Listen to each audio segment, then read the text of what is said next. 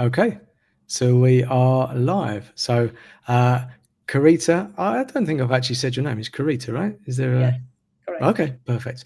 So, welcome to Karita. Thanks everyone for joining. If you're joining us live, appreciate it. Obviously, probably a lot of you are watching on the replay. Hope you enjoy this conversation. It's one that's very interesting to me because there's, I think, many angles to it. So, Karita, I'll just pass over to you. I always say this. I could probably give some background about you, but I always prefer that you present yourself because you'll probably hit the high points that you want to cover. So over to you.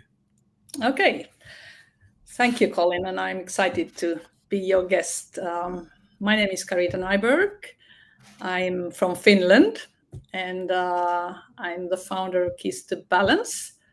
Before that, I was having quite a nice and long corporate leader career, but I felt just something was missing, and I was on the verge of burnout. And then I heard about the framework that I then further developed to Keys to Balance. And now I'm working value-based and enjoying all the connections and all the leadership and team trainings that I do.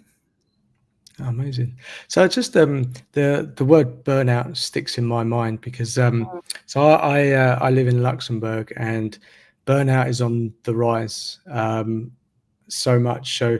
For those of you who don't know Luxembourg, it's a financial hub. There's a lot of companies here. A lot of people travel in from Belgium, Germany, and France. So there's the travel aspect on the roads. It can be quite a lot of traffic, etc. And there's quite a lot of burnout.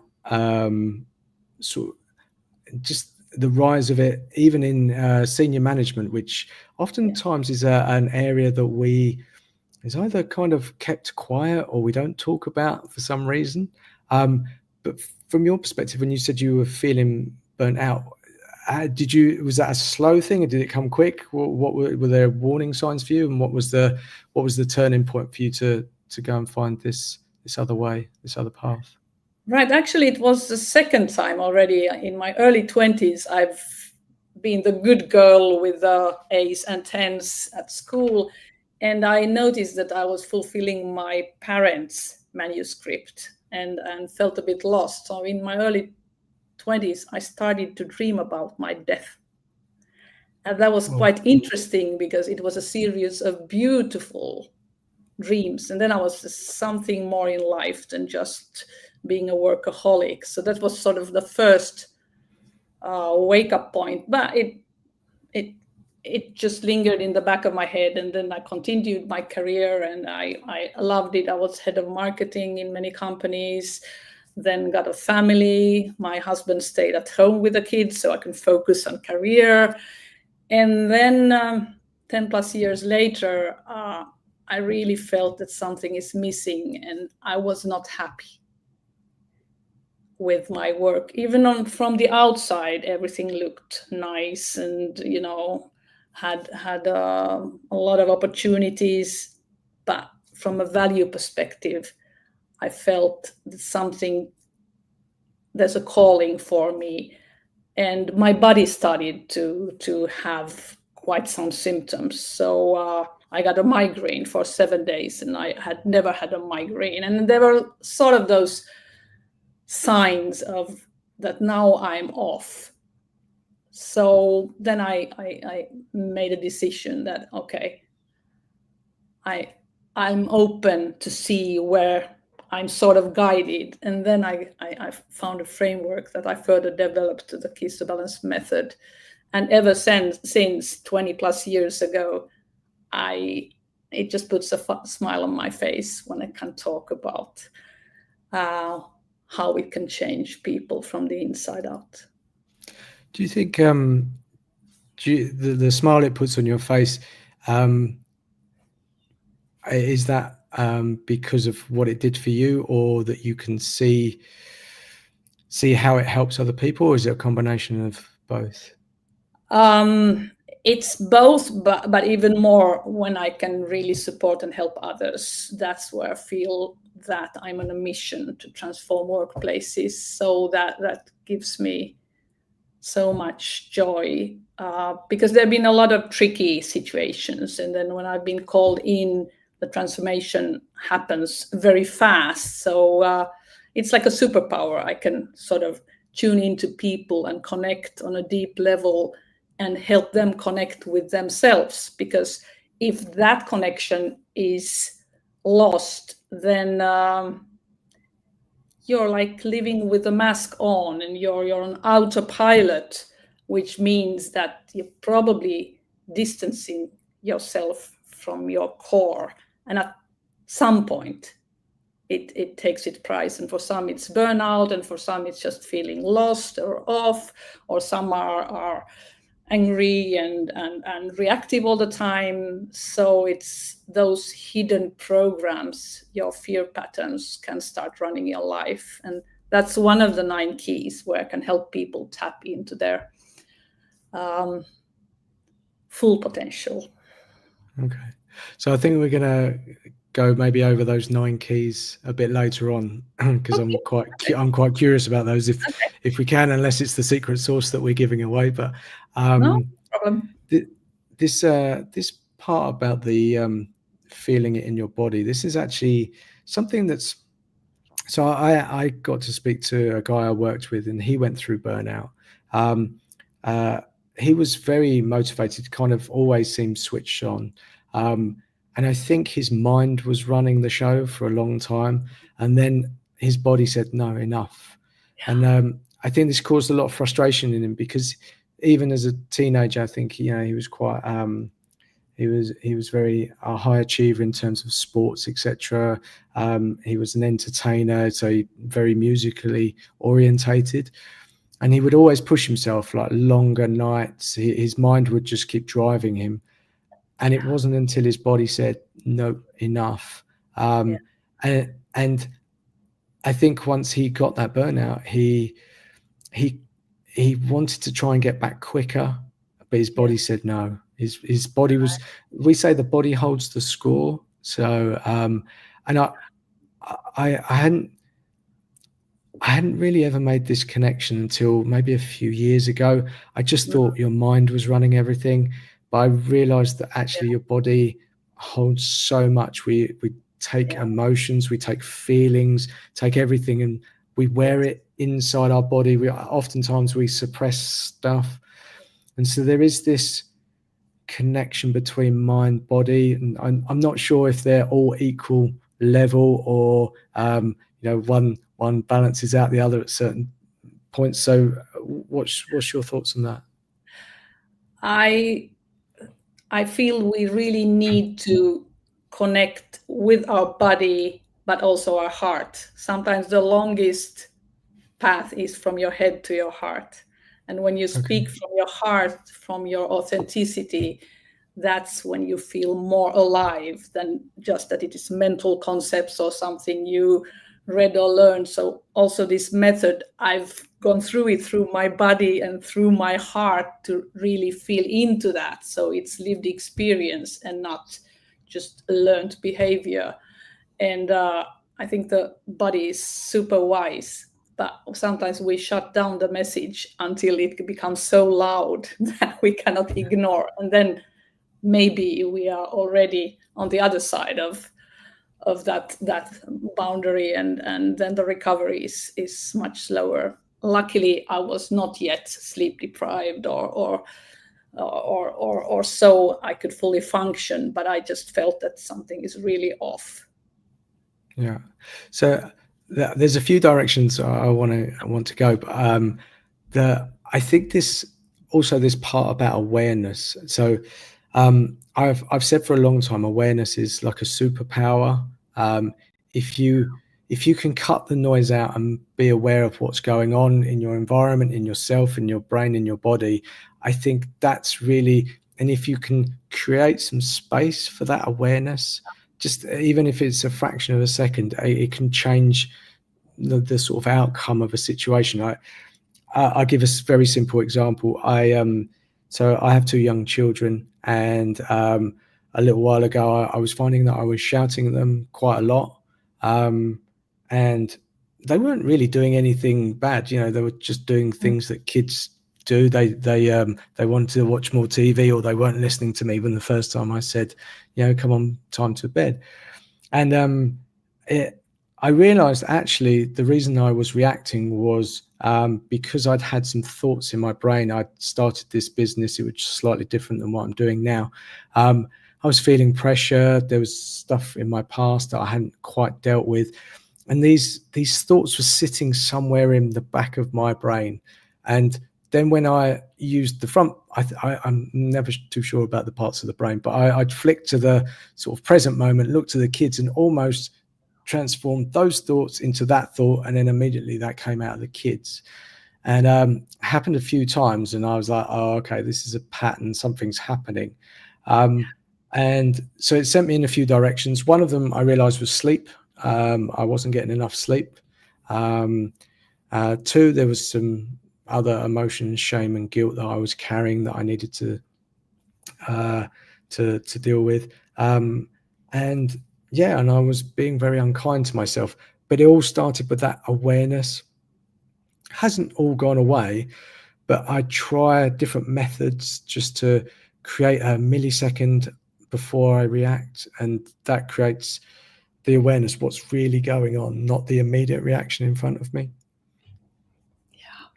So important. Yeah, that's really important to start self-observing, because then you're not in that reactive space that things happens to you, but you can guide your behavior. And sometimes, as I said, a small pause is enough to reconnect to being present.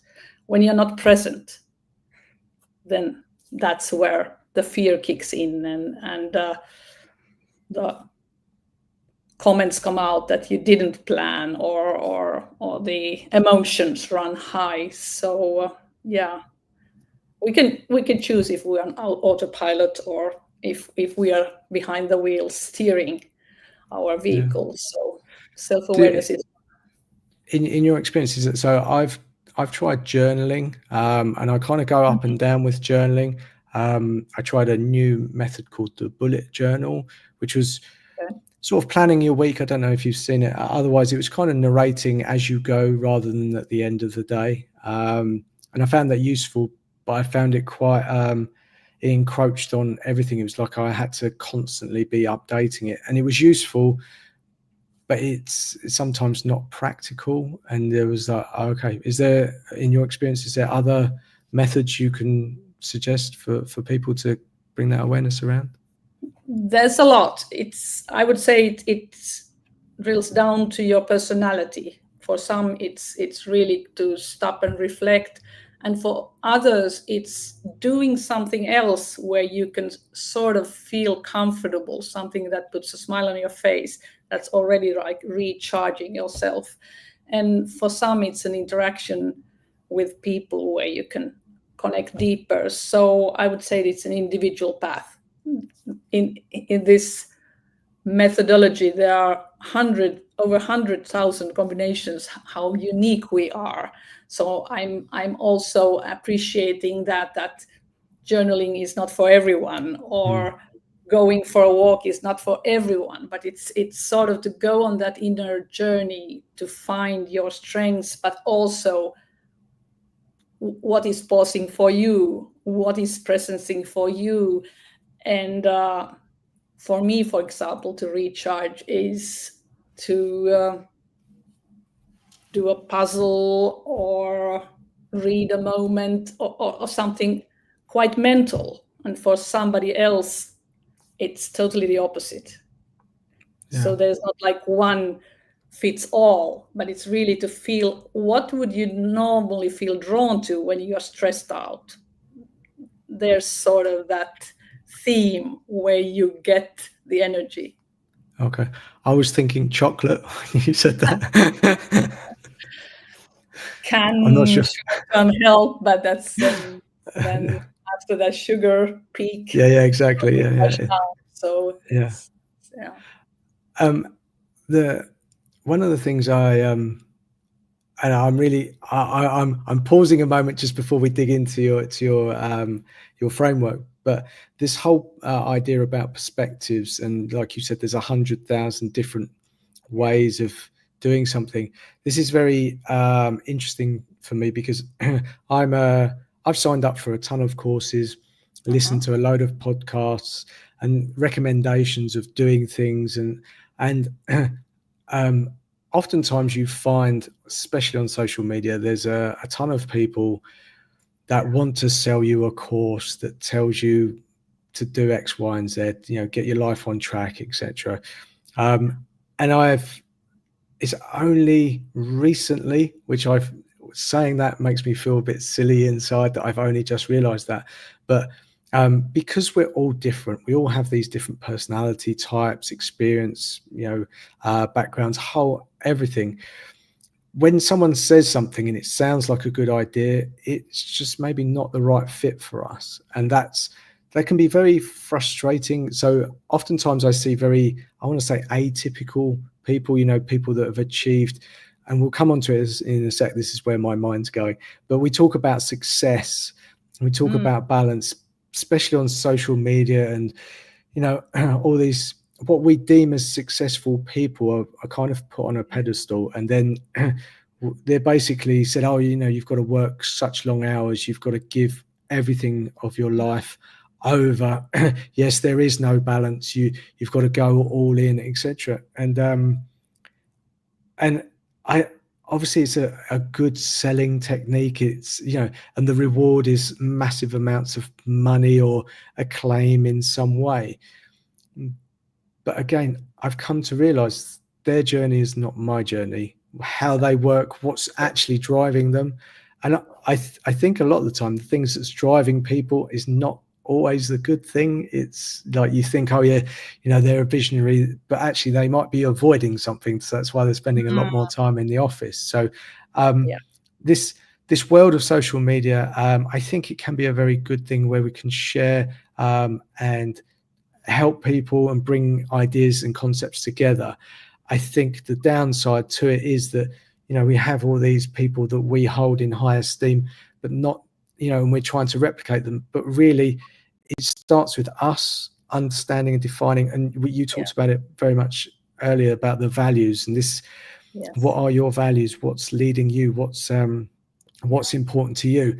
And I think the more social media is thrown at us, it's very difficult to actually know what our values are because we just take them from other people. So sorry, it was a long monologue of information. Please feel free to pick that apart, anything that stands out, or correct me if you don't think anything in your world sort of makes too much sense from what I've said. Yeah, there was a lot there. You might not even know your values if you're disconnected with yourself.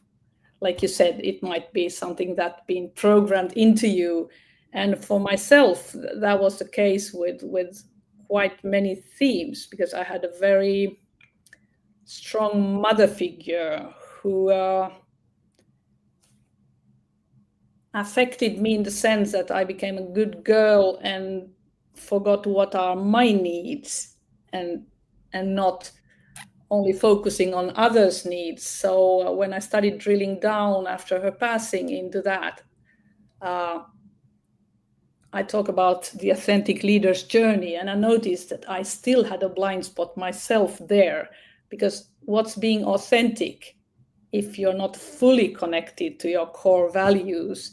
And for me, core values is about freedom, respect for others, and really connecting deeper, and also appreciating the diversity, because in many work settings, there's not space for the individualism and not space for people to bring in their superpowers, but they're more like producing machines, and then people lose themselves. So yes, values is one thing, but I also see that the inner journey is the only way to really stop from escapism. And I could relate to what you said about, yes, you get busy being busy, sort of, because that's also escapism. For me, being a workaholic was sort of my identity because I didn't know better. But then something quite dramatic happened. My husband passed away in a blink of an eye. And that's 12 years now since that happened. And then I started like questioning that, what is our legacy? What do we get with us? It's not on your tombstone how busy you were and how productive you were, but it was that, what do you really enjoy doing? Where is that sort of happiness piece? So for me, it was really to start digging deeper. And I've enjoyed that journey. It's not the easiest one, but I think it's the only way to be successful, because it's an inside job. Success never comes from the outside, no matter what somebody's saying. That's my firm belief. Yeah, yeah. It's strange because I actually went through. So I started this business again. It wasn't quite what I had in mind. Now I'm doing these lives. So it's evolved over the last, I'd say, 2 months. So I was actually feeling quite lost. I felt very grateful for my life. Been through some stuff recently, but in general, I was feeling very grateful. I was feeling lost. And I realized that I was outsourcing myself to other people, trying to ask other people what I should do, and looking for other people for my answers. And it made me even more lost and more frustrated. Absolutely. And it was, it's a very odd place to feel. And I'm just trying to think back to the time. It was just so. It actually, when you get to that point, I felt that I had nothing to lose. That I don't mean suicide or anything like that. I just start, and those people that were there to help me, I was paying coaches, etc. And then it went on for yeah, a good 6 weeks, easy, if not longer. I just thought I was building to something, and that something never materialized. Right. And then I was having a walk with my girlfriend, and I said, do you know what? I'm just going to do lives. I'm going to do 2 LinkedIn lives.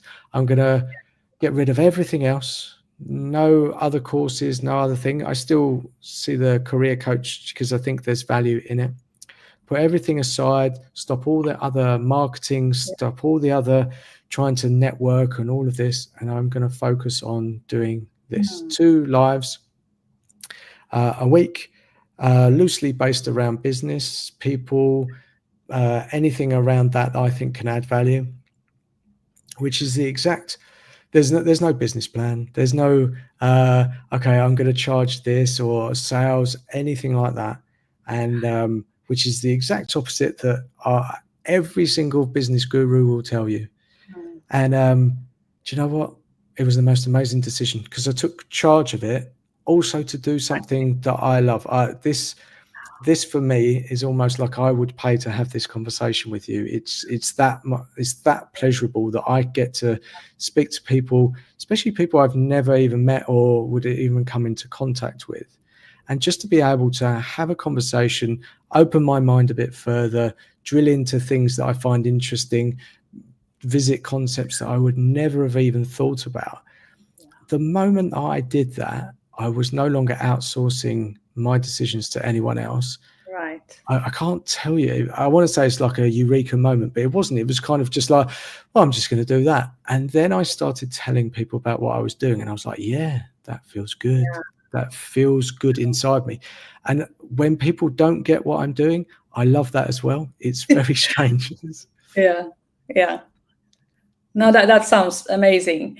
It takes a lot of courage to sort of break the patterns and the norms, and that's not for everyone because so many wants to play safe and then they waste their life in the end. putting it a bit more drastically, because so many have this unsung song inside of them, and it's great when you can tap into those strengths.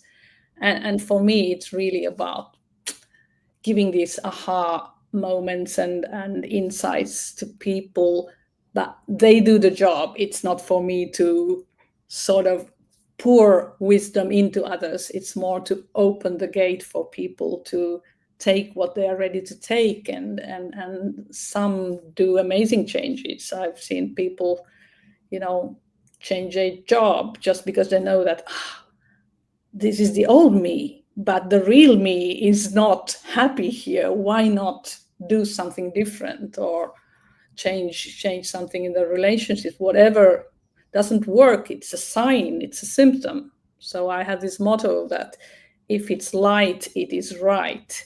So if it starts to get heavy, whatever it is, it's something to stop in your tracks and check, why is it heavy? What's wrong there? What's missing? And when you start to ask those questions to yourself, you start to get the voice that is being maybe silenced, or just whispering, that is telling you that, yeah, I would actually like to do this, but I have not been heard. So I just love your example. And only good things can come from tapping into your passion. Yeah. It's also quite scary, I think. So this is just my opinion, but I look around through my working career, through people I know, I can't say that many people are happy. Now, I used to have this saying, that just was, I want to be happy. Now, I think living in the clouds and living happy all the time is not real life. But I realize now that you can be happy when you're sad, if that makes sense. It's a bit of a weird thing. I know those emotions probably don't go together, but it's okay to be sad, because I wanted to avoid sadness. So I thought happiness was the opposite of, so I'm not great at emotions or feelings, etc. But I just go, I want to be happy all the time. But you can only really appreciate happy when you go through the other things. So I somehow kind of welcome, these challenges that go along the way, because I appreciate it. I don't want to spend my whole life in every single day being really hard, but I also appreciate, okay, yeah, this is going to be a moment, and then I bring myself out of it. Yeah. I mean, we only grow outside our comfort zone. In the end, we are not a long time happy in the comfort zone, because we are wired in that way that we want to grow and learn. So just some are bolder than others to take those leaps and maybe trace back and do something different if it doesn't work out. But I think when we are in motion and taking more choices where we tune into ourselves, that's opening up a new path for us. And then we come to those crossroads where we can choose where to go. And I feel we are evolving all the time if we allow ourselves to be a bit uncomfortable.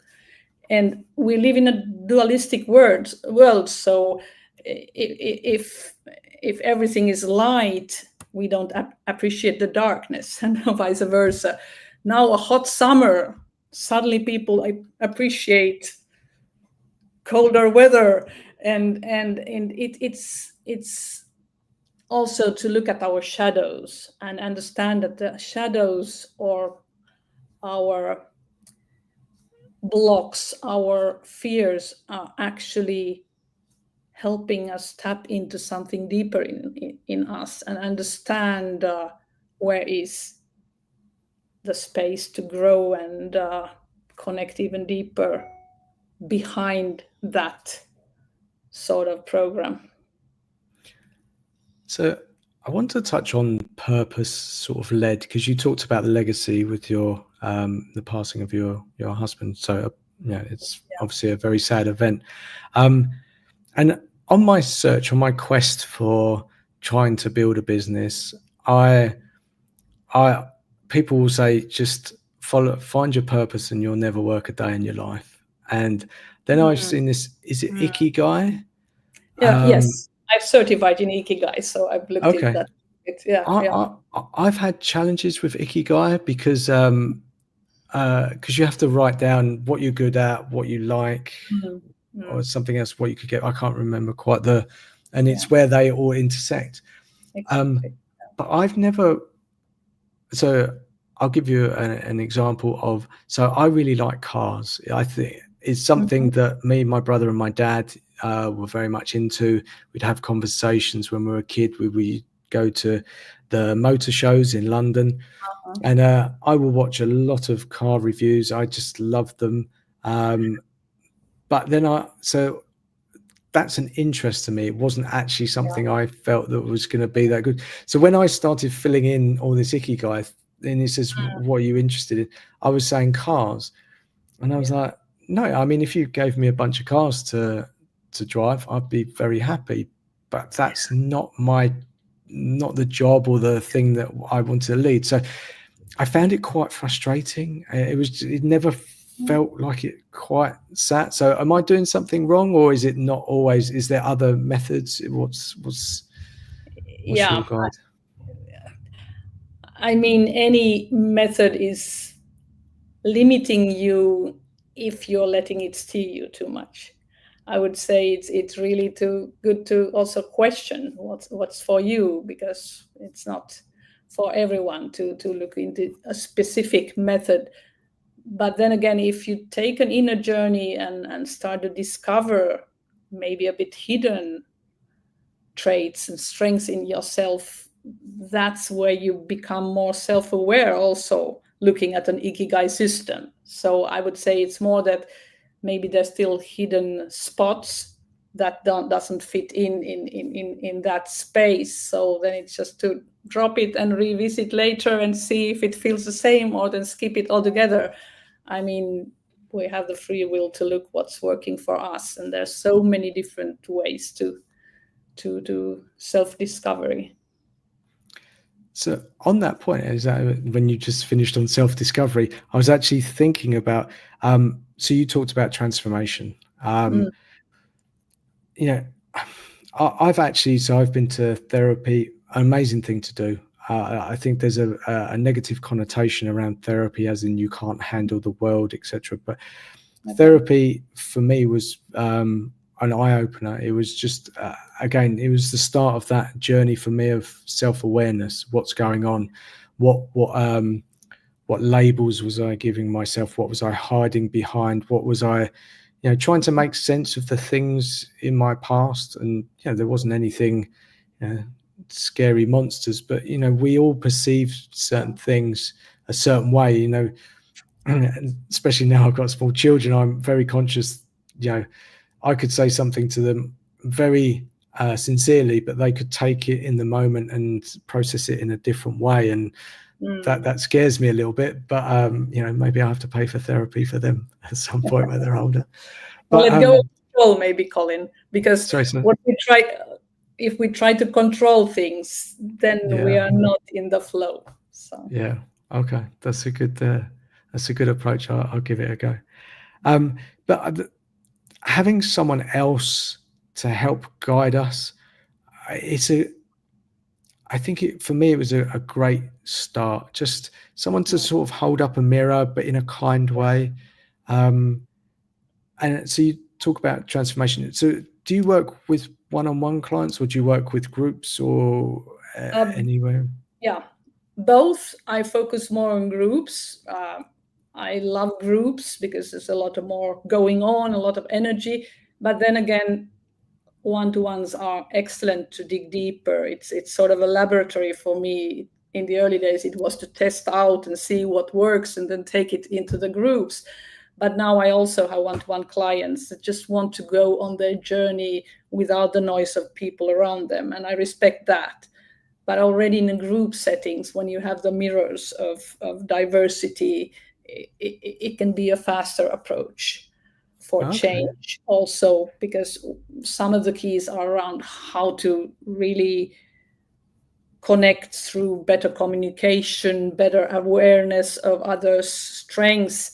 So if you do that journey solo, it takes more sort of reflections, but then again, in a group setting, you see the changes and the flavors. So that's very exciting for me to sort of see when somebody really gets it, because it changed the whole dynamics, especially if it's a sort of opinion leader in the team and it's something has been off. So to help them get connected with themselves connects the whole team dynamics into a new level. So yeah, but I do both. Long answer.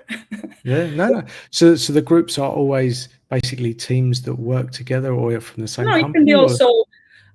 I've had workplaces where they send people from different teams because they do have some interactions. So it doesn't need to be the team, but if there's issue in a specific team, it's of course good that there's a team and the team leader, so that they can, get the tools to practically change things for the better immediately. That's what I love about this method, that it's practical and fast. It's not about theory or reading 3 books, but it's like taking in, applying, and the transformation has started. So I'm trying to formulate my question, because it was actually something I thought about before. So I think we live in a world where the word hack is overused and people want quick results. I've also realized on my therapy journey that therapy didn't necessarily need to be as long. I was getting it changed almost into a friendship rather than a therapy, and it was a good way to exchange. So I think the effective ones where change happens quick, I think sometimes that is perceived the wrong way, as in, okay, I'm going to blink twice and then all my problems are gone. I think there's this kind of sweet spot in between where it's a continual journey, changing, understanding, evolving, etc. It's not, it's like I heard this the other day. It's like going to, if you want to get fit, you don't go to the gym twice and then you become fit. It's something you kind of want to weave into your day.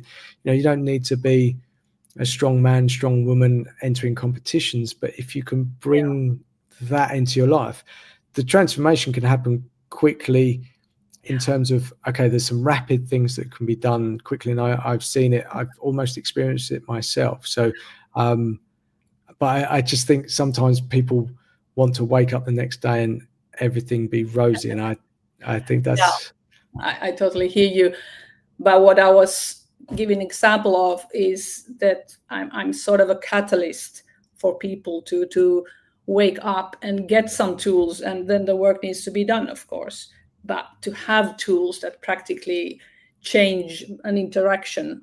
I give you a story. There was an IT leader who struggled with his international team because they were not great at communicating, and feedback skills came up in some surveys, like a weak point. And then said, "Can you help me?" I said, "Yeah, give me 3 hours." He said, "3 hours?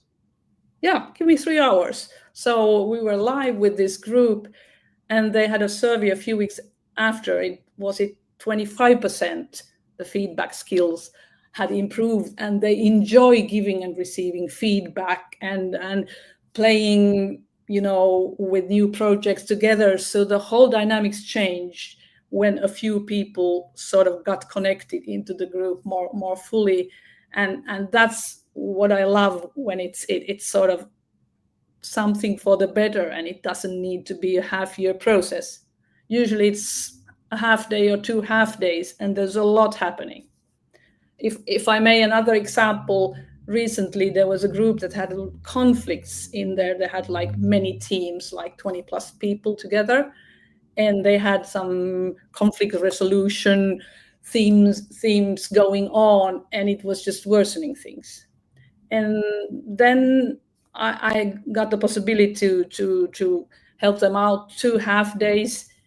And in the feedback round after, one of them said that we would have needed this and not the therapeutical conflict resolution, because now we appreciate each other so much more. So it's more of the changing a bit in the mindset, giving practical tools, and creating a safe space for people to really enjoy their strengths, because so many come from their fears, and when you come from your fears, it creates a toxic environment. Yeah. So I think I've seen that quite a lot. I've seen I've experienced toxic environments. I've worked in them. I've experienced working near toxic environments, and Right. I would say all of that comes from fear. Fear Oh that yes. someone Yes. doesn't feel that they're good enough for that job, so they point fingers or they pick on other people. And yeah, that's something that really resonates with me. And I think being able to, like you say, create a safe space where you can sort of dig into those things is super Yes. important. But how about vulnerability? People Yeah. often close up when they feel they're going to be vulnerable. Is that how do you see and manage that? I guess there's some magic happening, because usually those who are very skeptic and maybe not into these kind of personal development themes usually warm up quite fast, because they see that there's something in it, and when they warm up for that, then the change is possible. And of those 9 keys, one is really the obstacles. There are 7 fears, and when I address that piece, that's usually when the ahas go, that okay, now I see why this is dysfunctional, or oh, maybe I could change something in myself also, and then instead of pointing fingers to others, because there's usually a bit of a victim culture in many workplaces. And yeah, it's just so rewarding to see. But it's not always like you cannot get rid of a fear overnight, but the Mm. awareness is the first step, and the second is the willingness. Do you want to change? Your choice, and then to have tools to do that. Yeah. So I think I've held off long enough. Shall we dive into these keys? Are you happy to Yeah, talk about sure. them? So you said there's 9, right? That's there's Yeah, 9 of them. 9. So they are in 3 groups of 3. So 3 are really about communication and how to master communication skills in different ways. 3 about self-leadership and motivation, and 3 well-being keys. And usually I do a mix of them depending on what the situation is for the client in a group setting. Okay. And starting with the communications keys, I usually open up and warm up the group with one called communication styles. Are you a thinker, feeler, doer? We all have those 3, but they're in a special sequence. So they end up in 1 hour having a tool how to get out of stress in a few minutes, and how to help their teammate or boss or their child or spouse. So it's very concrete. And usually when they see that, oh, this is valuable, then they open up for the deeper stuff. Yeah, I think when people see change that quickly, it's often there Yeah, they buy into it yeah, very, very yeah. quickly. And it works. That's like a guarantee. It's more that you're open to receive that insight. Yeah, I the actual fact that you mentioned communication, because I've worked in many different companies, Uh-huh. big corporations, medium sized, and even small companies. Communication is just Oh, something that is just common that we get wrong. You know, even if it's best intentions, it doesn't work out. It's over communicate, not understand who you're communicating to, even right. the systems and the method that they're doing it. It's just Yeah. yeah. It's is that how did you get to talk about communication? Is that how it was designed for you, or is just the thing that you kept seeing over and over again that landed with a lot of people? Yeah, it just intuitively I started up with that piece quite often, and then more and more sort of understanding that that's the struggle in when you check the service or whatever themes, and it's misunderstanding often because people are different and they have a different way of receiving and sending, and that's where the clash. So it's like a different radio channel for different people, so it's also to respect that instead of have all the noise and you're not getting through. So this thinker feeler doer is sort of the base, and then there's a key called the attitudes, where there's 7 lenses of how you receive and send information, and that's when you can be very specific and how to negotiate, or how to send an offer, or how to create like a good workflow in a team meeting. So then we're drilling into details, and it's usually fascinating for people to realize new concepts of, oh, I have these. I am a bit different than those. Actually, it's a strength instead of a weakness. And then to see how you can sort of create a better orchestra, because in the end it's about getting all the instrument to sound as the best version of themselves, instead of recruiting similar, I'm just winging it, violinists. And if you have too many violinists, it doesn't end up being a nice orchestra. Yeah, this this really resonates with me because I've talked about it a bit before, but we in companies we're just a bunch of people thrown together. Say someone leaves, and then we put out a job description. We often just try to write down all the skills that that person had before, but one of the things that we overlook is personality, who we are. We often hire for skill set, as in, okay, you know this system, or you can run a meeting or something. Yeah. But we're much deeper than that. There's so much going on, and I guess your methodology sort of takes all of that into account. And when you said this thing, oh, it's actually a strength. This in my time in the corporate world, we used to have these appraisals, so yearly appraisals or 6 monthly appraisals. And generally the format was, okay, look, yeah, you're good at this stuff, but you're very bad at this stuff. And the focus was that. And it was a way of almost being dictated, oh, well, this is the way that we do it, and that you have to follow suit. And I think one of the reasons I've kind of rebelled against that world is that I think that we're all great. We can bring so much more of ourselves if we're open. We have the type of company that we can work at that allows us to be ourselves. And Yes. I think the work obviously you're doing is you're bringing the awareness of, okay, we're not just in a box. We're loads of little different boxes, and not pick your box, but and it's not to define you and limit you. It's about, No. okay, who Expand are you? yourself.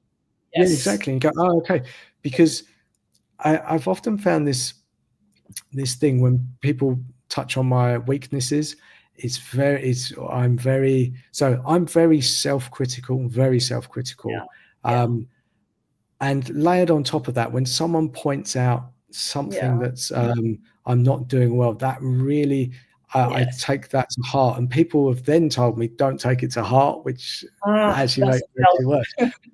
So one of the years ago, I was actually in an appraisal, and I was told that my voice was very monotone, and that the way I speak is should be improved.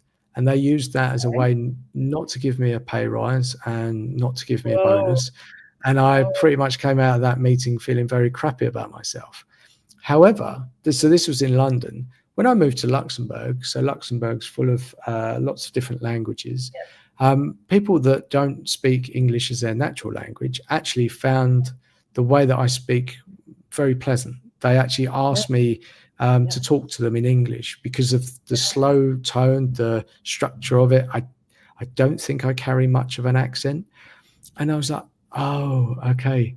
I was beating myself up for years about it, and I was maybe just in the wrong environment. And I was like, Exactly. Or oh, wrong boss. I think yeah, that's crucial. I mean, you take a position because it's an interesting job, but you leave because you have a bad boss. Yeah. And that boss is something that sort of gave you a scar, and so many do it. And I mean, they come from their own wounds, but still it's so unfair to give that feedback to you, because that's not even the true story. Yeah, yeah, but it's I mean I didn't really talk to many people about it, but then it was only when I moved to Luxembourg did I realize, oh, okay, like this isn't the story now or the label that I've given myself that I have a monotone voice, and I was oh, and actually now I've leaned into it, so I can't imagine someone who actually thinks that way is prepared to put themselves on camera and talk. So it's just like, oh, okay, so it's amazing the things that we don't say or we kind of Yes. avoid because someone told us a message a long time ago and we carry Yes. that forward. So I think this is all again picking these parts, you know, these things that we've maybe preconceived or we've had in our background, having someone like you being able to go, okay, there's many different ways, there's not just four ways, you know. So I think that's Yeah. hugely valuable. And commenting on what you just said, the sort of deepest wounds comes from our parents' comments, because as a child you take them as face value and you don't question them, and maybe they just lashed out and it was a sentence and they didn't mean any harm, and you live with it until you realize that it's running its own course and it's sabotaging something in your life. Yeah, yeah. And I think again I've been on the journey myself, and you know I'm picking those pieces off, and it's a very freeing experience when you go, oh, okay, this doesn't serve me, this is not a thing, just get rid Yeah. of this. And I love that, and I think the more people do that in terms of work, I think if you can have that in a workplace setting, what an amazing place to be. Bring yourself, bring, you know, try things, experiment. And Yeah. I've often, again, it's easy for me to look now because my kids are quite young, but kids are so free. They just do Yes. stuff. They just Oh. experiment. And but we switch all that off, right, from a Mm. cultural perspective. So again, I was the good boy. I didn't get great grades, and I didn't pass my A levels, which is the exam level in the UK. But I was always a good son, good brother, good Mm. employee, and that doesn't make for a great life because you just funneled. And I often so this imposter syndrome part, Mm-hmm. you hear this a lot. I've Yes. felt this quite a lot of time, and I heard something the other day which actually changed my mind, that you Mhm. should feel imposter syndrome. It just means that you just don't quite know how to do it yet. So it's about, okay, Yeah. finding it, which I always thought, oh, Yeah. no, I don't feel good enough. I think there is this fine line where I found that people wanted me to do a certain thing, or be a certain way, uh, and that's why it felt like an imposter, because it wasn't actually me. So I think the Mm. imposter syndrome part has two different ways, two different lenses to look at it. I think a lot of people can get past that. Just if it's the thing that they like to do, they feel out of their depth, just keep on doing it, and you'll make progress. Yeah. On that flip side of Mm. it, I think okay, you're actually putting yourself in a position that you don't want to be in. People are putting you in there, and you shouldn't Mm. be in there. And I think it's certainly for me, it's hard to define what that line is and where to see it and Right. where it Right. sits. I would add to that, there are the 7 fear patterns, and they come in pairs. And one is self-deprecation versus arrogance. And self-deprecation is those who think that they are not good enough. So the imposter syndrome easily kicks in with them, because they're like, maybe my point of view is not good. Maybe I should not try for that because somebody is better. And they are so scared of being looked as arrogant, so Mm. they rather withdraw, which is so sad, because it's such a sort of a um, disempowering path for oneself. But then again, the arrogant, they know it all, and they are the ones who sort of boast and brag and think so highly about themselves, it's so important to understand that behind that behavior is a person who is scared and not fully confident. And this for me was like opening my mind, because I was a bit in the self-doubt in life, because I was taught to be, more on the sideline and not take the space and not be. And then people with arrogance would really push the triggers because they would run over a person like that. And then I started to build a muscle of arrogance at work. So I give back to those that, and it was a game of people with triggers connecting or meeting up instead of the people behind those fears. Yes. So when you go behind the surface of the fear patterns, that's where you can really enjoy a deeper connection with another one. But first, you need to be aware again, because usually these are blind spots. Another pair is the martyr, who is whining and complaining and somebody else's fault about everything in life. And it's paired up with impatience, busy, busy, busy, busy. And this is an interesting pair because there's not one without the other. So if you recognize the other one, the other could be a blind spot. And it has you become a workaholic, and in the end, somebody who's suffering all life because you outsource your power to time or to some other who you blame. And when you reconnect with yourself and your true power, yeah, life just changes. Yeah. It's when you were talking, my mind said we kind of live in extremes, like you said, the sideline and then the arrogance. Was it sideline? You said, Yeah, yeah. self-deprecation and Yeah, arrogance. self-deprecation. Yeah, So these are two extremes. Okay, I'm either this yeah. or I'm that. But there's this And whole world. same source. Oh, okay. Same Okay. So source is shame and low self-esteem. The other one is okay. just beating themselves up, and the other is beating others up. But it's the same source, but it looks very Okay. different. Okay. Yeah, it's Yeah. just wow. There's a lot of my mind's going crazy with the Yeah. ideas and We concepts. can continue that at some point, because this is, it gets interesting when you go into those fear patterns. Then there's a pair of the saboteur and the greedy one, also a Okay. pair. Okay.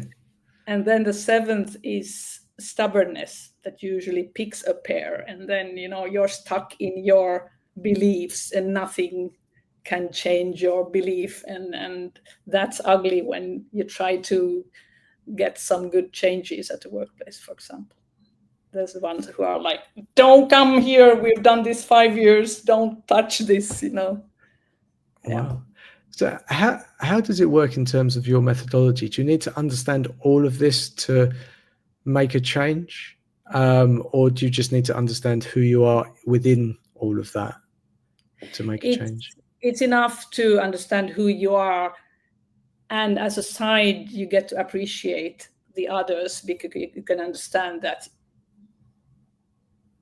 we cannot be our best versions in a silo. We need other people.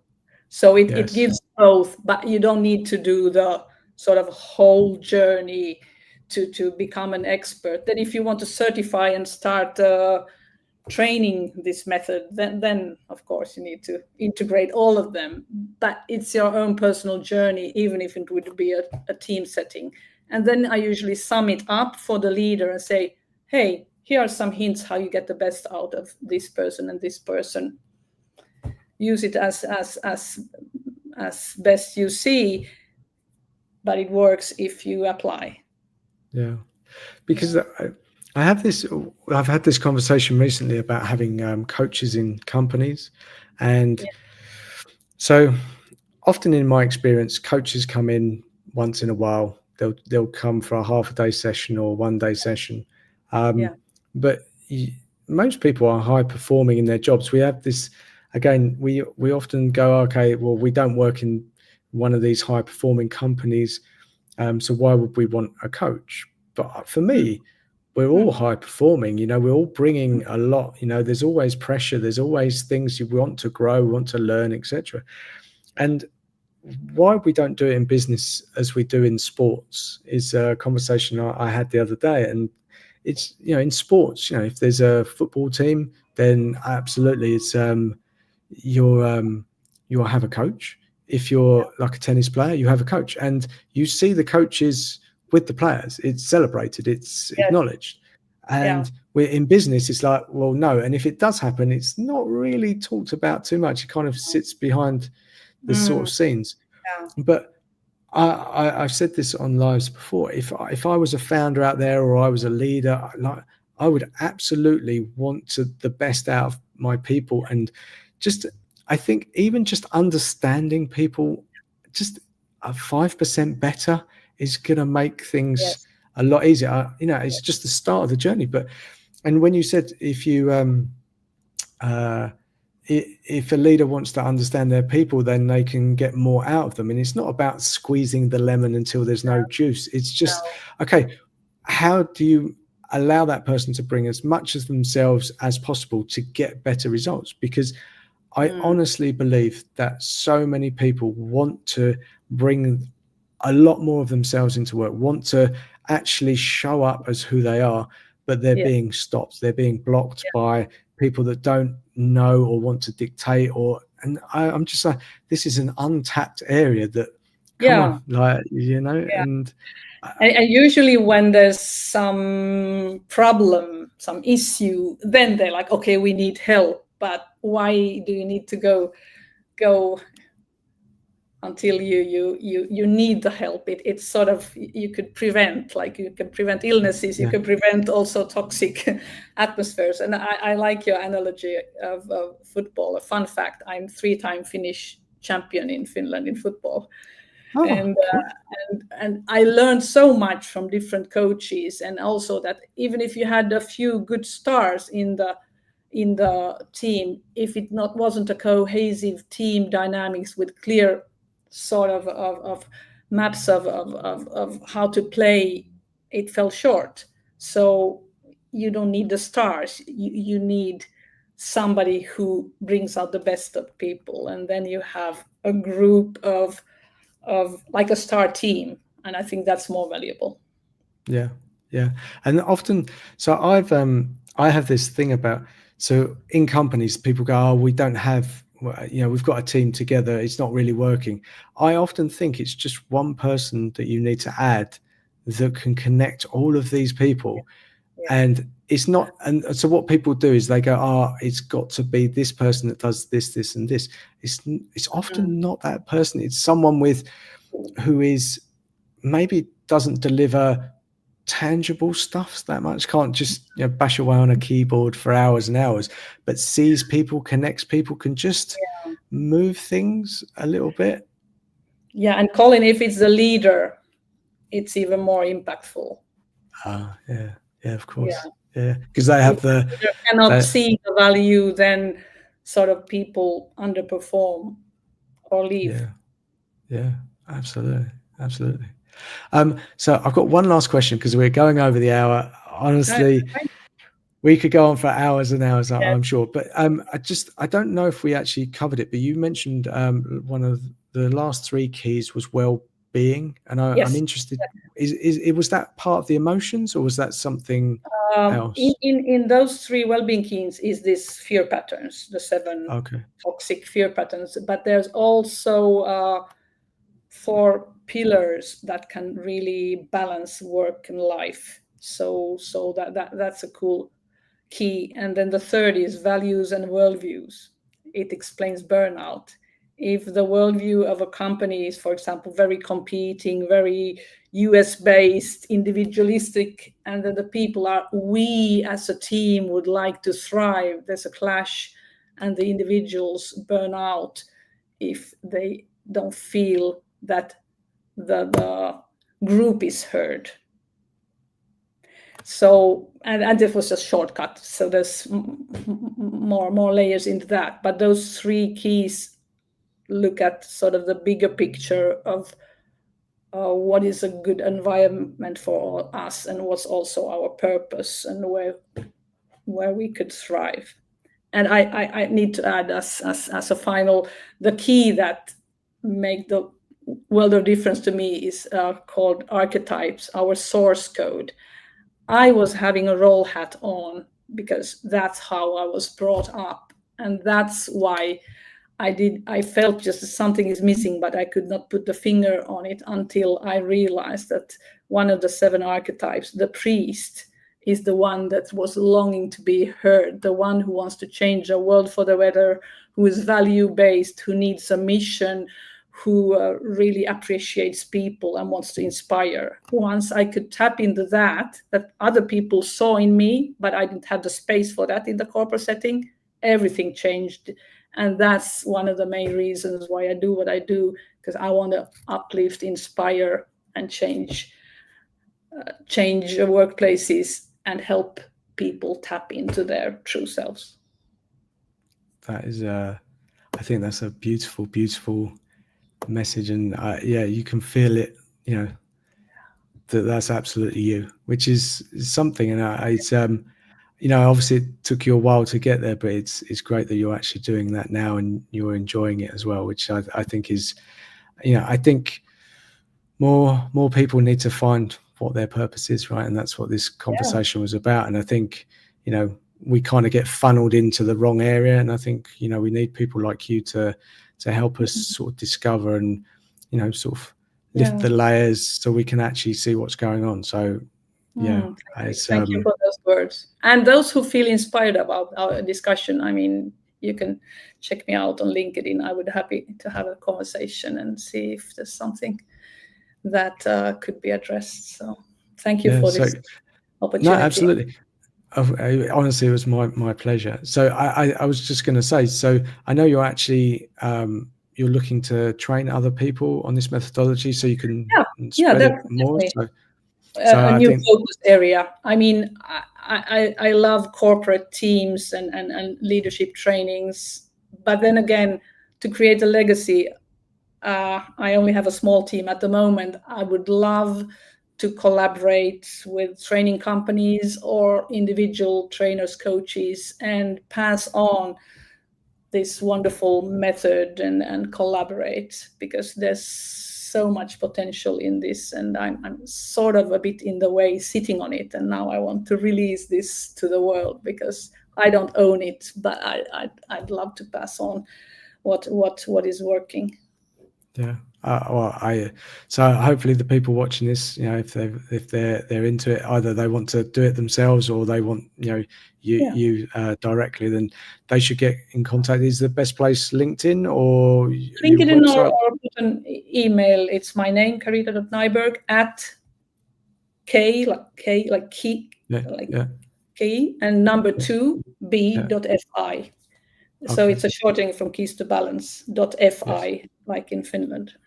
Okay, perfect. So at the end of this, I'll repost this conversation. Okay. I'll put the links to you and your email address as well. So people can reach out to you. So so I'm going to end it here, but you've given me so many more questions that I'm sure around 2 is.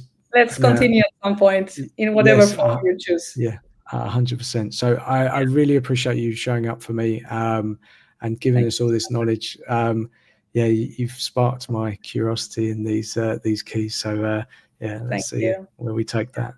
Yeah, lovely to be your guest. Thank you so much. Okay, fantastic. All right, take care. You too. Bye. Bye.